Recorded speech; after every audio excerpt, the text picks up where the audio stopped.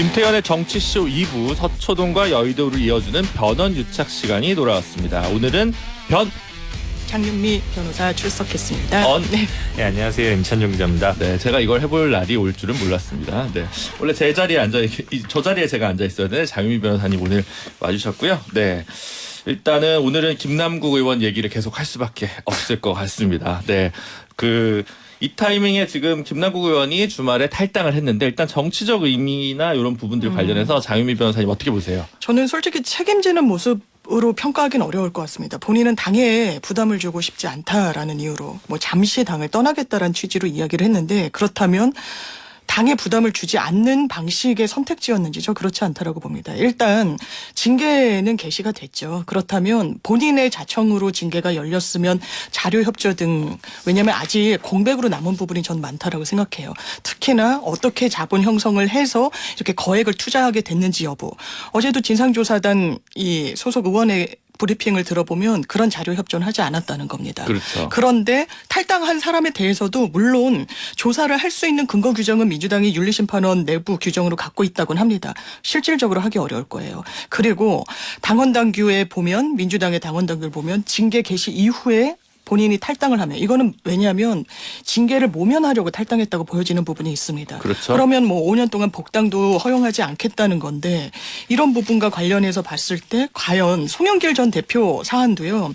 진상조사를 꾸리는데 상당히 난색을 표했어요. 민주당이. 왜? 우리는 강제수사권이 없다. 실체에 접근하지도 못하면서 유야무야 하다 보면 국민적인 어떤 반감만 더 살 것이다.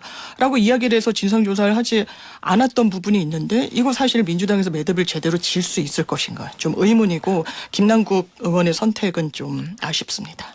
임찬종 기자 보이시기엔 서초동이랑 상관없는 얘긴데요. 이렇게 하지 마시고. 아니 저는 이제 오히려 이게 지금 자꾸 당규가 나오고 징계 절차 개시 문제가 여의도에 나오는 게 네. 이 여의도가 너무 법조인들이 많아서 그런지 아니면 여의도가 너무 서초동화돼서 그런지 사실 이런 문제가 터지면서 정치적 책임이 제일 중요한 거 아니겠습니까? 근데 지금 보면은 그럼 지금도 결국 쟁점이 되는 거는 과연 임의조사에 응해야 되느냐 아니면 앞으로 형사 절차 수사에 자기가 형사상 수사를 받을 것으로 예상되는 사람은 사실은 징계 절차에서 응하지 않을 권리가 있지 않습니까? 물론 형사적인 어떤 개인으로서의 권리는 있죠. 또 그런 것들이 지금 논의가 쟁점이 되는 것도 굉장히 여의도가 서초동화 됐다는 증거 중에 하나가 아닌가 싶고 또 하나는 지금 문제가 되는 게 또 결국에는 지금 김남국 의원이 이렇게 징계 절차 개시되기 전에 탈당한 것이냐 개시되기 후에 탈당이 된 것이냐 이게 또 쟁점이 되고 있잖아요. 왜냐하면 징계 절차가 개시된 이후에 징계 혐의자가 탈당한 걸로 보면은 사실상 제명된 걸로 보고 5년 동안 복당을 불허하니까. 근데 이런 것도 굉장히 사실은 서초동스러운 이슈죠. 이게 정치권에서는 정치적으로는 상식적으로 보면 당연히 징계 절차가 예상되는데 지금 탈당한 거 아니야 하지만 지금 법적으로 보면 이게 과연 형식적으로 징계 절차가 개시된 거냐 아니냐 이런 쟁점이 있으니까요. 그러니까 근데 저는 사실은 굉장히 이 코너가 있는 것 자체가 존재 이유가 그런 증거 중에 하나지만 여의도의 논리가 정치권의 논리가 굉장히 서초동식의 형식주의적 법논리로 지금 자꾸 특히 어떤 논란이 된 사람이 불거질 때마다 번지는 게 그렇게 한국 사회의 바람직한 모습은 아닌 것 같습니다. 근데 이게 지금 되게 중요한 부분인데 민주당의 이제 당원 당규에 보면 복당 규정이 탈당한 날로부터 1년 경과 안 하면 원칙적으로 복당할 수 없고 이제 예외는 있지만 그 다음에 이제 그 11조 5항에 보면 제명된 자 또는 징계 회피를 위해 탈당한 자는 5년이 경과하지 않으면 복당할 수 없다 이렇게 되어 있는데 그러면 아까 장윤미 변호사님이 송영길 대표까지 얘기를 하면서 결국은 이게 검찰의 조사가 있고 없고 진상조사 규명의 그 부분이 핵심이 아니라 송영길 의원이든 김남국 의원이든 다음번 총선에서의 불출마 가능성을 삭제하기 위해서 그러니까 출마 가능성을 열어놓기 위해서 선제 탈당을 한 거 아니냐라고 볼 수 있는 거 아니에요? 본인은 정치적인 선택을 했을 거예요. 그 정치적인 선택이잖아요. 그렇죠. 탈당을 해야 선택이죠. 출마를 할 수 있으니까. 그런데 지금 민주당 당적을 갖지 않은 상황에서 1년 동안 일단 복당은 원칙적으로는 허용되지 않는 것이고 총선이 지금 1년도 남지 않았습니다. 여기에서 정치적 미래를 도모하고 국민들께 이해를 구할 수 있는 상황인가 본인이 정확하게 진단해야 될 거예요. 저는 어려울 거라고 봅니다. 일단 말씀하시죠. 법적으로 문제가 되지 않는다. 그 부분은 한번 따져봐야 될 여지가 있고요. 문제가 될 소지를 여러 군데에서 저는 안고 있다라고 생각합니다. 자본 형성 경위 에어드랍으로 받았다는 했다는 부분 본인이 거기에 대해서 석연치 않게 해명을 가져가는 게 문제이기 때문에 국민 선택을 더더구나 선출직으로 받기는 어려울 것 같습니다. 근데 이 단규를 잘 살펴보면요. 방금 말씀하신 이런 부분, 이 뒷부분에 뭐가 있냐면은 저 처음에 탈당한 자는 탈당한 날부터 1년이 경과하지 않으면 복당할 수 없사 뒤에 무슨 단서 조항이 있냐면 당무위원회가 달리 의결하는 때에는 그러하지 아니한다 있고 마찬가지로 징계 회피리에 탈당한 자도 5년 내에 복당할 수 없다는 규정도 뒤에 보면은 당무위원회가 달리 의결하는 경우에는 그러지 아니할 수 있다 단서 조항이 있습니다. 그러니까 아마 뭐 김남국 의원의 생각을 제가 정확히 다 단정적으로 말할 수는 없지만 김남국 의원이 지금 발언한 거에서 나가서 자기가 정당함을 떳떳함을 소명한 다음에 돌아오겠다고 하지 않았습니까? 결국에는 이 단계와 맞춰서 시나리오를 생각해 보면은 검찰 수사가 앞으로 예상되는 상황에서 본인 입장에서는 그러면은 자기가 이제 최소한 시간 6개월 정도까지 계속해서 소명을 하고 6개월이든 7개월이든 상당 기간에 걸쳐 소명이 됐는데 검찰 수사를 거치든 아니든 자기가 불기소 처분을 받든 또는 뭐 떳떳하게 소명을 해서 정치적으로든 법적으로든 혐의를 벗으면 그때는 당무위원회 의결을 통해서 돌아올 수 있다. 이런 계산도 할 수 있지 않을까 이런 생각이 듭니다. 단기 상황 봤을 때. 결국 문제가 된 거는 김남국 의원이 그 전체 거래 내역을 투명하게 공개하지 않아서 이제 모든 의혹이 지금 계속 불거지는 거잖아요. 특히 그 재산 공개 관련해가지고 중간에 이제 눈속임이 있었다는 지적 이거가 이제 핵심 아닐까요? 먼저는 그렇죠. 왜냐하면 본인이 대단히 적극적으로 초기에 소명을 했어요. 내가 LG 디스플레이 그 주식으로 전세 자금을 빼가지고 투자를 해가지고 거기에 남은 부분을 예금화했다라고 이해되도록 해명을 했습니다. 그런데 거기에 상응하는 한 9억인가가 코인에 예치가 돼 있었던 거죠. 그럼 이 이중이 되는 이 돈 출처가 어떻게 되냐고 사람들이 물은 겁니다. 일부 코인 지갑에 대해서 이 부분을 공개를 했더니 김남국 의원 것으로 강하게 추정되는 코인 지금도 원래는 2개였다고 했다가 3개였다고 했다가 계속해서 나오고 있어요. 본인 해명과 불일치하는 객관적인 징표들이 나오는 겁니다. 더더군다나 코인하고 보유하고 있었던 이 코인의 성격이에요. 이른바 잡코인, 김치코인, 마이너 코인이라고 불리는 굉장히 하이 리스크 성격을 갖고 있는 거기에 한 10억 정도를 넣습니다. 그러면 제3자들이 이렇게 생각하는 거예요. 현직 의원이 거의 몰빵하다시피 재산을 투자를 하면 뭔가 믿는 구석이 있지 않았겠느냐라고 보여지는 부분이 있는 겁니다. 물론 그렇다라고 단정하기는 어려운 시점이긴 하지만 수사는 좀 불가피해 보이는 부분이 있고요. 또 아까 제가 잠깐 말씀드린 에어드랍으로 코인을 받았다는 거. 에어드랍 형식으로 코인을 무상으로 받았다는 거는 민주당 진상조사 과정에서 확인된 팩트입니다. 그러면 그 부분과 관련해서 어떻게 받은 것인지를 물었더니 경품 행사에 뭐 당첨됐다는 식으로 해명을 했단 말이에요. 그런데 이게 현직 의원이라서 받은 건지 아니면 n분의 1로 여러 사람 중에 한 명으로 그냥 정말 경품에 당첨돼서 받은 건지 로비 의혹은 없었던 것인지 왜냐하면 지금 한국게임협회에서 또 P2E 서비스의 코인 성격과 관련해서 로비가 있었다라고 이야기를 하고 있기 때문에 이 부분에 대해서는 김남국 의원이 해명을 해야 됩니다. P2E 관련해서는 이제 플레이 투 원, 그러니까 게임을 하면서 채굴을 하는 방식인데 원래 이제 오늘도 어디 칼럼에 났어요. 한국게임학회 위정현 교수라는 분이 본인이 이재명 캠프 특보단에 있었고 본인은 이거 절대 합법화되면 안 된다는 의견을 올렸는데 이재명 대표가 당시 대선 후보 시절에 긍정적으로 검토했는데 이게 오히려 특보단에서 낸 의견과 다르게 캠프의 공식 입장이 나갔고 여기 관련해서 이번에 김남국 의원의 사태를 보면서 좀 의미심장한 대목이 있는 것 같다라고 적은 걸 저도 봤습니다. 그래서 이 부분도 사실 추가적으로 어떻게 해명이 돼야 될 것 같은데 일단 법적으로는 압수수색 영장이 이제 2번 청구가 됐다가 기각이 됐어요. 코인 지갑에 대한 압수수색 영장이 이제 지난해에 2번 청구가 됐다가 기각이 된 거고 이게 조금 헷갈리실 텐데 코인 지갑에 대한 압수수색 영장이기 때문에 결국에는 우리가 일반적으로 생각하는 은행 계좌 영장이랑 좀 비슷한 형식의 영장이라고 생각하시면 될 것 같습니다. 왜냐하면 청취자들이 압수수색 영장이라고 하면 김남국 사무실에 대한 압수수색 영장이 2번 기각된 거 아니냐 이렇게 오해하시는 분도 많더라고요.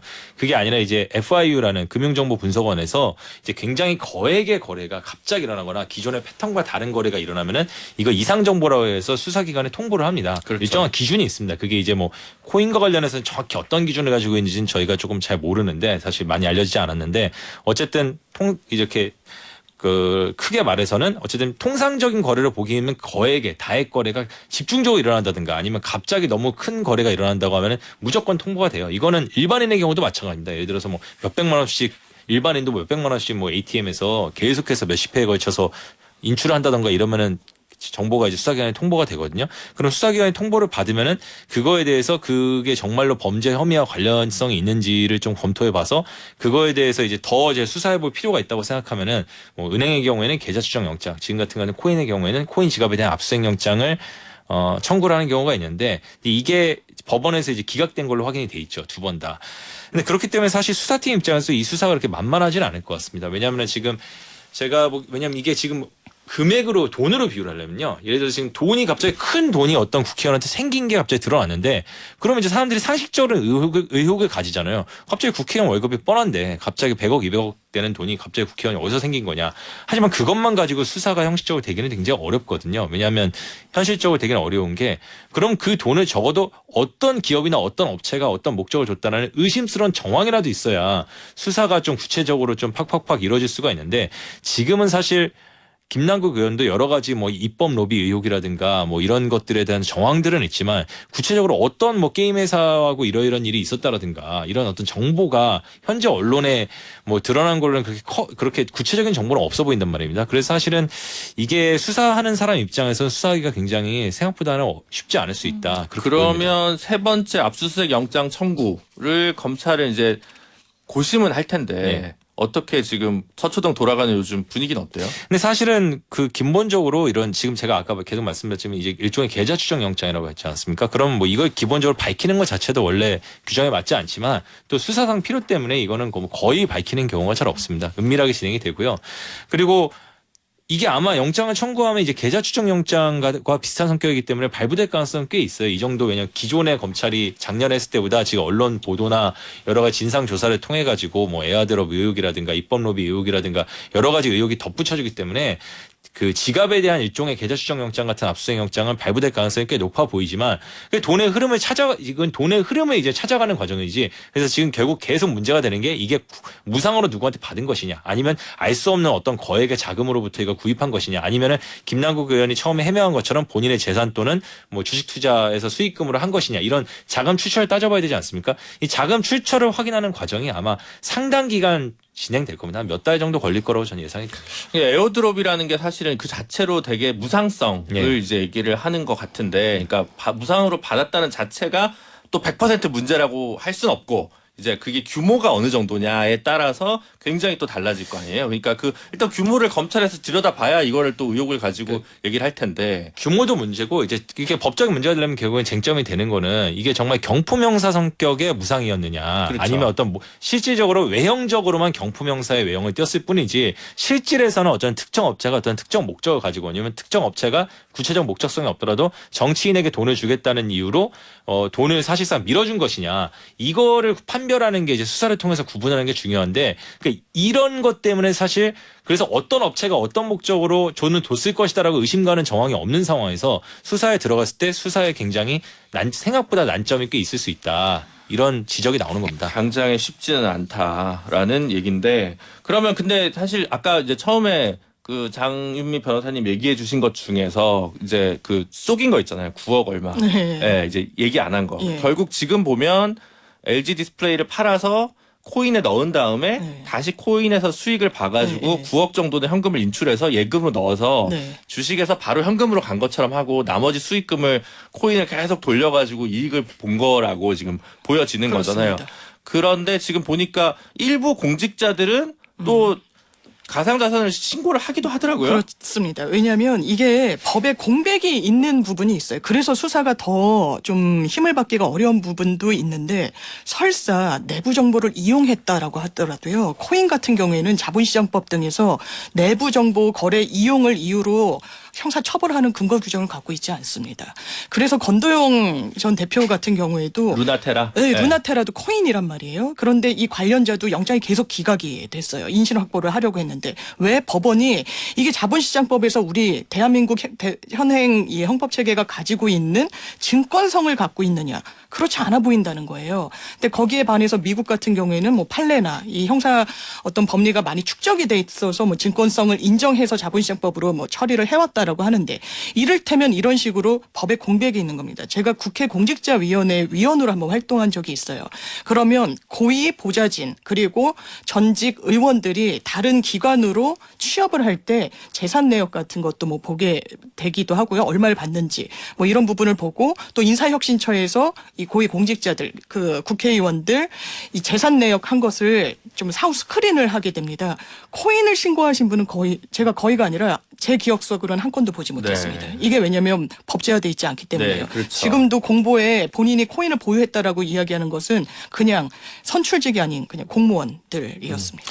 결국 이게 법적인 문제가 되려면은 가장 핵심적인 격은 결국에는 정치자금법 위반 혐의가 될 가능성이 높고요. 뇌물죄나 뇌물죄는 좀 더 거기서 입증이 더 구체화돼야 되겠죠. 어떤 특정한 로비 목적을 가지고 돈을 줬다는 것까지 입증이 되면 뇌물죄가 되겠지만 거기까지 입증이 안 되더라도 어떤 정치인에게 어떤 특정 업체가 재산상의 이익을 준 것이 입증이 된다면 그러면 이제 정치자금법 위반이 될 텐데 이게 근데 단순히 에어드랍 정말 말 그대로 순수한 경품 행사를 통한 에어드랍 이런 거는 아마 인정이 안 될 거고 아까 말씀드린 것처럼 뭐 그 에어드랍이 실질적으로는 돈을 주기 위한 목적에 어떤 형식적으로 가장한 외형상의 에어드랍이었고 실질적으로 돈을 밀어준 거였다든가 아니면은 뭐 코인 업체에서 뭐 그게 아니면은 또 다른 뭐 그 코인 업체에 준 것이 아니더라도 뭐 알 수 없는 현금 누군가한테 현금을 받아서 그걸 코인화 시켰다든가 이런 정황들이 드러나야 사실은 좀 우리가 생각하는 사람들이 많이 의심하는 이런 부분에 대한 수사가 이어질 수 있고요. 그렇지 않고 단순히 코인 보유라든가 주식 매각 자금만 가지고 뭐 이해충돌법이나 내부자 정보 이용 이런 것들은 뭐 이해충돌법은 좀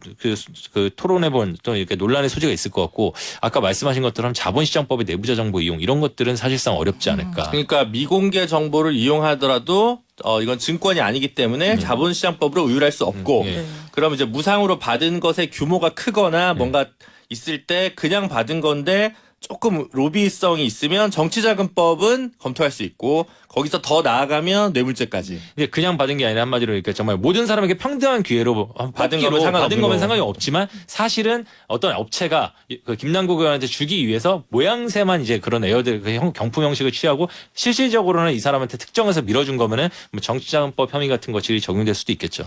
지금 정승윤 국민권익위원장은 이제 이해충돌 관련해서 좀 더 들여다보겠다라고 이제 얘기를 하고 있는데 자유미 변호사님 보기에는 이 쟁점은 어떻게 보세요? 이것도 들여다보지 않을 도리가 없어 보여요. 게임협회에서 물론 그렇게 얘기합니다. 이 업체가 P2E라는 건 굉장히 사행성을 띠고 있어요. 왜냐하면 그 게임을 하면서 얻은 아이템을 바로 코인화할 수 있도록 한 거거든요. 그러면 게임 업체들 입장에서는 왜냐하면 김남국 의원이 보유하고 있었던 그 코인은 위메드라는 게임 회사에서 발행을 한 것이기 때문에요. 이게 기업의 현안이었습니다. 실제로 입법 로비를 많이 했다는 주장이 제기되고 있습니다. 이 관련해서 게임 업체, 이 해당 업체는 게임협회가 굉장히 마타도어를 하고 있다. 오히려 우리에게 본인들 행사를 하거나 학회를 하고 나면 굉장히 지원을 많이 요청을 하기도 했고 이런 부분과 관련해서 실제 사실관계가 아닌 부분을 이야기하고 있어서 문제에 삼겠다는 취지로 이제 맞서고 있기 때문에 이 부분은 들여다봐야 하지만 P2E라는 건 바다 이야기랑 상당히 비슷합니다. 이 게임 이런 머니 같은 걸 함부로 환가하지 말라는 거에 너무나 사행성을 많이 띠고 있기 때문입니다. 그런데 인터넷 게임과 관련해서 코인과 연동된 이런 기업들이 규제를 완화해달라고 했는지 그런 부분이 실제로 있었는지 왜냐하면 그 당시에 관련 토론회 무슨 이런 부분들이 국회에서 열렸다라고 보도가 나오고 있기 때문이에요. 그렇다면 이게 완전 입법 로비와 무관한 것인지 살펴봐야 되고 의원들은 꼭 정무위 활동이 아니더라도 이거는 정무위가 직접적으로 붙어있는 활동이잖아요. 근데 그렇지 않았더라도 의정 활동이 대단히 포괄적이고 정보 접근에도 굉장히 용이하게 접근할 수 있기 때문에 이것을 개인적인 어떤 이득을 취하는 수단으로 활용할 여지는 있지 않았는지를 꼭 김남국 의원뿐만 아니라 여야 가릴 것 없이 살펴봐야 될 겁니다. 네, 그러니까 이게 미공개 정보를 이용한 부분이 예를 들어 있다면 그게 자본시장법 위반은 아닌데 그렇죠. 이해충돌 방지법은 좀 더 들여다볼 가치가 있다. 가능성은 이렇게까지 정리하면 될 것 같습니다. 이해충돌방지법은 그렇죠. 공직자가 직무 수행 중 알게 된 정보로서 그런 어떤 미공개 정보를 이용했을 때 처벌하게 돼 있거든요. 이제 미공개 정보라도 하더라도 이게 과연 그 직무 수행 중 알게 된 미공개 정보를 볼 수 있느냐. 그렇다면은 이건 처벌의 가능성이 있다. 그러니까 그 전에 과세유예 법안을 의결한 부분은 이해충돌 방지법상 그 예외 적용이 되지만 그 외에도 이런 미공개 정보를 이용했을 경우 재산상 이익을 취득할 경우에 위반이 되니까 네. 이제 그 기존의 법적으로 문제가 안 됐다고 하는 이해충돌 방지법이랑은 다른 조문, 그렇죠. 그렇습니다. 다른 국면이라는 거죠. 이 부분 청취자분들이 정확히 알시면 좋을 것 같아요. 예. 네, 그리고 그러면 이제 앞으로가 이제 문제인데 그러면 검찰에서 압수수색 영장이 나오지 않으면 권익위에서도 개인정보 제공 동의를 받지 않으면 사실 지금 약간 오리무중으로 갈 수가 있는 거잖아요. 권익위도 사실 지금 그 강제 수사 권한이 없기 때문에 네. 이제 민주당 진상조사단이랑 현실적으로 크게 다를까 이런 생각이 듭니다. 다만 또 하나는 이제 그러면 김남국 의원이 정치인이기 때문에 대신에 이럴 수는 있겠죠. 본인이 정말 떳떳하고 소명하겠다는 본인 말대로라면 권익위의 어떤 이미 조사에도 아주 적극적으로 자료 제출을 통해서 응해서 본인의 뭐 결백함을 입증할 가능성도 있을 것이고 하지만 그렇지 않고 계속해서 의혹이 남는 상황이 벌어진다면 또 어떤 강제적인 수사권이 필요해지는데 결국 권익위도 그런 수사권이 없기 때문에 결국에는 돌고 돌아서 이런 의혹들을 말끔하게 해결하기 위해서는 수사밖에 없지 않느냐 이런 의견들이 나오는데 여기에 대해서 제가 아까 말씀드렸지만 막상 수사라는 검찰 입장에서는 물론 아주 뭐 솔직하게 얘기하면 검찰에 지금 많은 지휘부나 이런 사람들이 김남국 의원이 뭐 너무 우리가 뭐 봐줘야겠다 수사를 통해서 이런 어떤 스탠스로는 아마 많은 분들이 상식적으로 예측이 안 되잖아요. 검찰이 우리 김남국 의원은 우리 편이니까 우리가 확실히 봐줘야겠다 이런 생각은 가질 가능성이 거의 없지 않겠습니까? 아예 없겠죠. 예, 네. 그랬을 때 뭐 아예 없겠죠. 네. 네, 그러니까 근데 그랬을 때 그러면 의지와 무관하게 객관적 상황이 과연 김남국 의원에 대한 수사가 이렇게 용이하고 막 신속하게 막 금방 진실을 파헤칠 수 있는 상황이냐 그렇게는 만만치 않아 보인다. 이런 게 제 생각입니다. 장윤미 변호사님 네. 보시기에 그러면 만약 수사 안 돼도 정치적으로 이게 지금 본인이 안 풀면 다음 총선은 어려운 거잖아요. 저는 정치적 미래를 도모할 수 있을까라는 생각이 일단 들고요. 이미 정치적 사망 선고다. 그렇게까지 말하기는 좀 마음이 불편하지만 네네. 일단 그렇습니다. 김남국 의원이 청년 정치인의 표상으로 보여줬던 이미지와 모습과 기대치가 있었어요.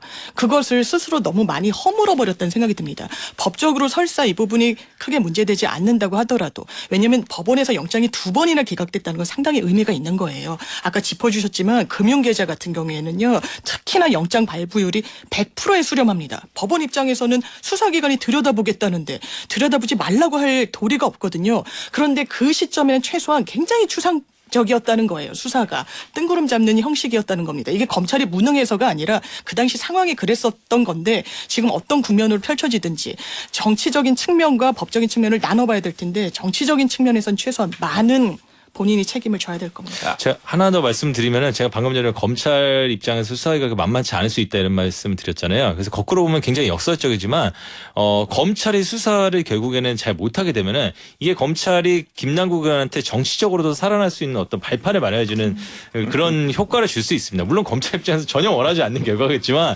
왜냐하면 검찰이 앞으로 제가 아까 말씀드렸지만 앞으로 이제 총선까지 거의 1년 가까이 남았잖아요. 근데 5개월, 6개월 뒤에까지 아마 제 생각에 쉽게 불기소 처분은 안 할 걸로 보이지만 그때까지 아무런 가시적인 수사 성과가 없고 또는 굉장히 의혹을 가지고 굉장히 철저하게 여기 가시적인 어떤 강제수사를 했는데도 수사 결과가 안 나온다면 김남국 의원은 이렇게 말할 수 있겠죠. 봐봐라 서른데 안 나오지 않느냐. 알겠습니다. 여기까지 듣도록 하겠습니다. 변원유착 장윤미 변호사 임찬종 기자였습니다. 감사합니다. 고맙습니다. 고맙습니다.